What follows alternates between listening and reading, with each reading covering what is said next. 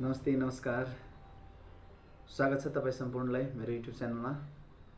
र आज म फेरि पनि उपस्थित भएको छु र आज म साइन्सको भिडियो लिएर उपस्थित भएको छु। फोर्थ च्याप्टर मैले अघिल्लो पार्टमा नै सुरु गरिसकेको छु र आज म फोर्सको भेरिफिकेसन अफ न्युटन्स ल को बारेमा पढाउँछु र त्यसपछि relation between acceleration due to gravity and radius of the earth आज म यो दुईटा पढाउने छु। सो यो हेर्नुस् त, पहिला भेरिफिकेसन अफ न्युटन्स ल को भेरिफिकेसन डेरिभेसन हेर्नुस् त। यहाँ के छ, consider the two bodies of the mass m1 and m2 with force acting between them towards their centre. यहाँ हेर्नुस् त, दुईवटा बडी छ है, m1 मास भएको र m2 मास भएको दुईवटा बडी छ अनि तिनीहरू सेन्टर बिचको कति छ, डिस्टेन्स कति छ, d छ। सेन्टर टु सेन्टर डिस्टेन्स कति छ, d छ। र m1 र m2 को बिचमा लाग्ने फोर्स कति छ, बल कति छ, f छ। f acting between them towards their center to सेन्टरबाट लाग्ने फोर्स कति छ, f छ। अनि त्यसपछि if the distance between their center is d, यहाँ हेर्नुस् त, सेन्टरदेखि सेन्टरसम्मको यदि दूरी डिस्टेन्स d भयो भने अब के हुन्छ हेर्नुस् त। अनि त्यसपछि according to Newton's law of gravitation, हामीले न्युटन्स ल अफ ग्राभिटेसन पढिसकेका छौँ। त्यसको नियम अनुसार के हुन्छ, के भनिएको छ भने मासको प्रोडक्टसँग फोर्स के हुन्छ, मासको प्रोडक्टसँग डाइरेक्टली प्रोपोर्सनल हुन्छ भने स्क्वायर अफ द डिस्टेन्सको स्क्वायरसँग के हुन्छ, वर्गसँग के हुन्छ, इन्भर्सली प्रोपोर्सनल हुन्छ। यहाँ हेर्नुस् त, we have f is directly proportional to the m1 into m2 and inverse, यहाँ इक्वेसन 1 मानिदिनुहोस् यसलाई, मैले यसलाई के भने equation 1 and inversely proportional to the square of the d को स्क्वायरसँग के हुन्छ, इन्भर्सली प्रोपोर्सनल हुन्छ। यसलाई इक्वेसन 2 माने मैले। भनेपछि डाइरेक्टली र इन्भर्सलीमा के फरक छ भने, जस्तै directly proportional to the product of mass भनेपछि मास बढ्यो भने फोर्स पनि बढ्छ, बल पनि बढ्छ, र मास यो दुईटैको प्रोडक्ट अफ मास घट्यो भने फोर्स पनि घट्छ। त्यस्तै यहाँ हेर्नुस् त, inversely proportional to the square of the डिस्टेन्सको स्क्वायर है, डिस्टेन्सको स्क्वायर यदि इन्क्रिज भयो भने फोर्स के हुन्छ, डिक्रिज हुन्छ, र यो डिक्रिज भयो भने फोर्स इन्क्रिज हुन्छ। भनेपछि एउटा घट्यो भने अर्को बढ्छ र अर्को बढ्यो भने फेरि एउटा के हुन्छ, घट्छ। अब यो दुईटै इक्वेसनलाई के गरिदिएँ मैले, कम्बाइन गरिदिएँ। कम्बाइनिङ इक्वेसन 1 एन्ड 2 दुईटैलाई कम्बाइन गरेपछि के हुन्छ त, f इक्वल टु, यहाँ f equal to gm1 m2 by d square. अनि मैले यहाँ हेर्नुस् त, डाइरेक्टली मैले यहाँ इक्वल टु लेखेको छु। भनेपछि प्रोपोर्सनालिटी कन्स्ट्यान्टले के गरेको छु मैले, के अरे डाइरेक्टली यो डाइरेक्टली चिन्छ नि, डाइरेक्टली कन्स्ट्यान्ट चिन्छ, त्यो चिन्हलाई मैले केले रिप्लेस गरेको छु, g ले। where g is proportionality constant। g के हो, यहाँ प्रोपोर्शनालिटी कन्स्ट्यान्ट हो। यो साइन हटाउँदाखेरि त्यसको सट्टामा मैले के राखेँ, g राखेँ, जसको भ्यालु कति हुन्छ, g को भ्यालु कति हुन्छ हामीलाई के थाहा छ, 6.67 इन्टु 10⁻11 अनि न्युटन मिटर स्क्वायर पर केजी स्क्वायर, यसको भ्यालु यति हुन्छ। अनि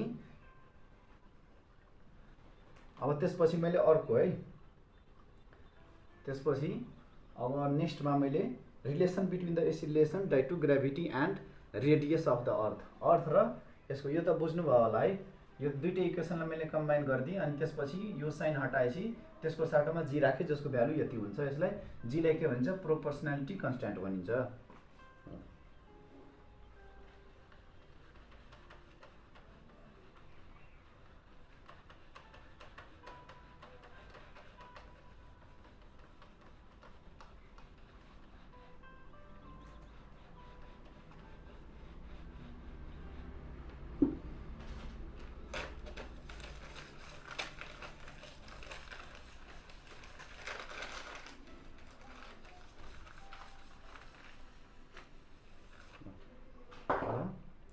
relation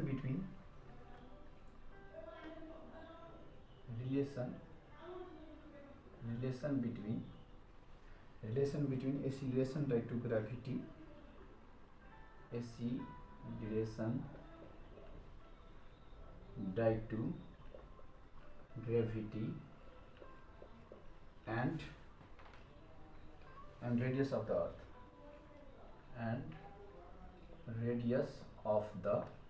earth, अब यसको रिलेसन पढ्छ। हेर्नुस् त, यो अर्थ भयो, सपोज यो के भयो अर्थ है, अनि अर्थको सर्फेसमा एउटा बडी छ यम मास भएको एउटा बडी छ है।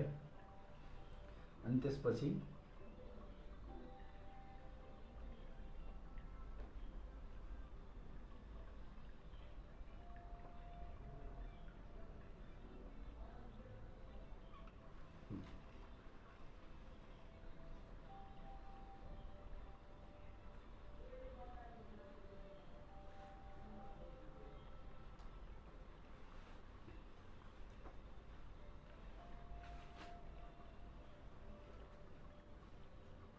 यो आर भयो, रेडियस भयो। अनि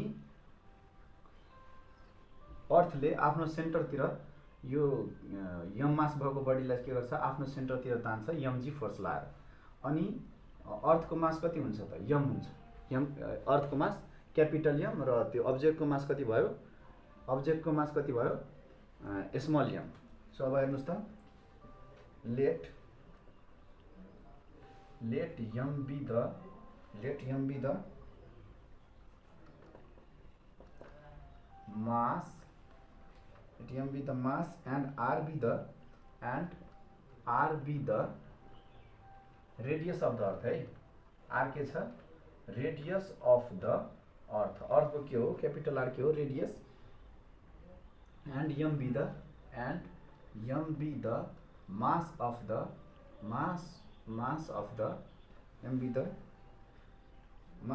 body at the surface of the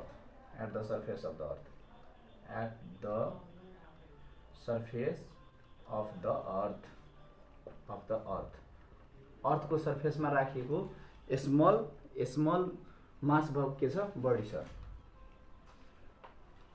अनि according to Newton's law of gravitation है, according to Newton's law of gravitation, फेरि के न्यूटन्स लॉ अफ ग्रेविटेशन, फेरि हामी कहाँ न्यूटन्स लॉ अफ ग्रेविटेशन बाट हेरौँ त। Newton's law of gravitation, the force of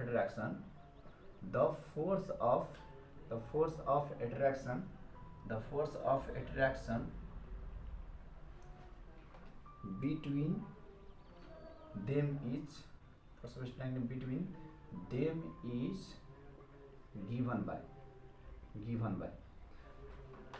हामीले अलरेडी निकालेको है, भेरिफिकेसन अफ न्यूटन लमा के निकाल्यो, F equal two G m1 र m2 बाई d स्क्वायर निकालेको थियौं।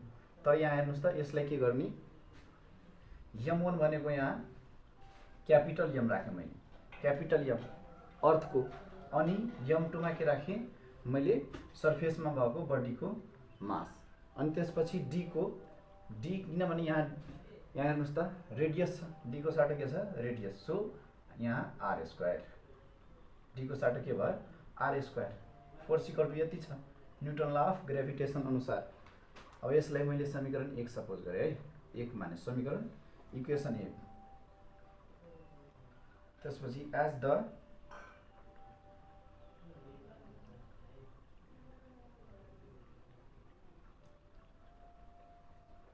the body is attracted towards the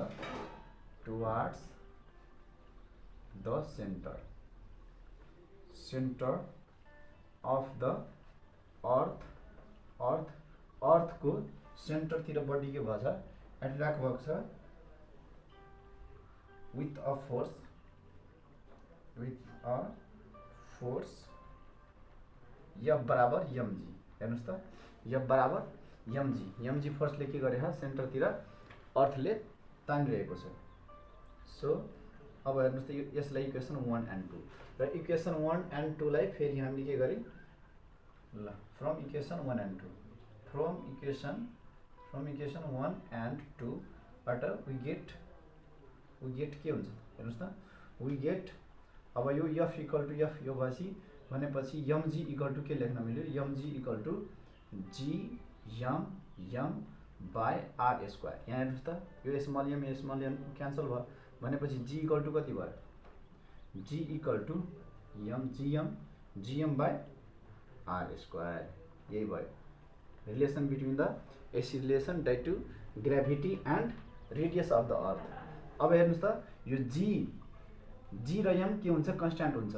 अर्थको मास के हुन्छ जहिले पनि कन्स्ट्यान्ट हुन्छ र g पनि कन्स्ट्यान्ट हुन्छ। यसको भ्यालु कति छ 6.6 × 10⁻⁻11 न्युटन मिटर स्क्वायर पर केजी स्क्वायर। र यहाँ फरक के हुन्छ r के हुन्छ भ्यारिज हुन्छ। किनभने यहाँ हेर्नुस् त यो अर्थ छ अर्थको इक्वेटर र के हुन्छ पोल हुन्छ। यो भयो इक्वेटर यो भयो pole north pole and south pole अनि यो इक्वेटर भयो। अब यसको कति हुन्छ त यसको रेडियस हेर्नु त इक्वेटरको रेडियस कति हुन्छ 12,756 किलोमिटर हुन्छ भने यसको कति हुन्छ 12,714 किलोमिटर। भनेपछि पोलको के भयो त हेर्नु त पोलको रेडियस कम छ अनि इक्वेटरको रेडियस कति छ बढी छ। सो यसको के हुन्छ रेडियस g र m के हुन्छ कन्स्ट्यान्ट हुन्छ भने रेडियस के हुन्छ यहाँ भ्यारिज हुन्छ। इक्वेटरमा के हुन्छ बढी हुन्छ भने पोलमा के हुन्छ कम हुन्छ।